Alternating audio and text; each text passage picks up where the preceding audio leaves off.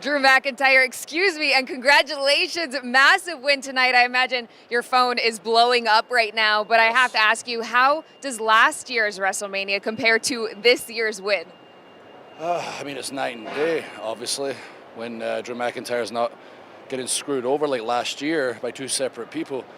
I went from the most beautiful moment of my career, winning the title in front of fans, the amazing reaction, great moment with Seth and I, professional rivals, not personal rivals, and then presenting the title to my wife, who was just texting right now. I don't care about all the other messages. I do, I'll get to y'all eventually. She's looking after her sick cat right now, so she couldn't be here. That win was for you, Chaz, by the way.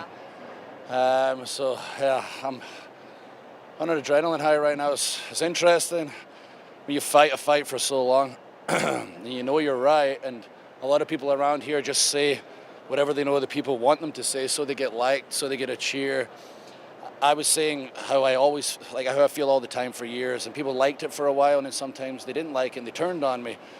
And I've said before, you can only move as fast as the slowest member of society, and it's taken a few people to catch up. You could hear WrestleMania tonight, people all across the world right behind Drew McIntyre, not just because I'm big and jacked and cool, because I say the truth. To my own detriment at times, I always fight for right, I always fight for the truth, and the truth prevailed tonight, and right won tonight.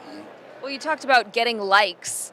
You got a lot of likes on this year's tweet in the middle of the match. Yeah. You just won Social Star of the Year at the Slammies for the second year in a row. What else have you got planned? What have you got up your sleeve? I don't know. I never know if those moments are going to happen.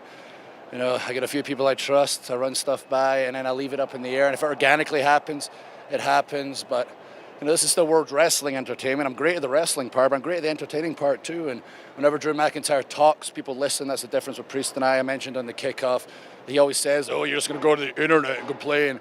No, I go to the internet, say whatever I want, and it means something. People react, it goes viral, 20,000 people, they react. Kickoff show right now, when Drew McIntyre opens his mouth, people listen because I have something to say. Priest never has anything to say.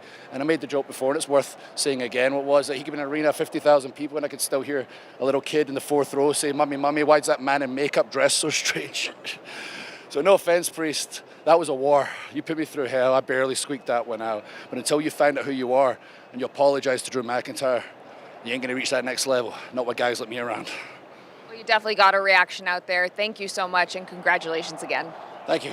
Party time.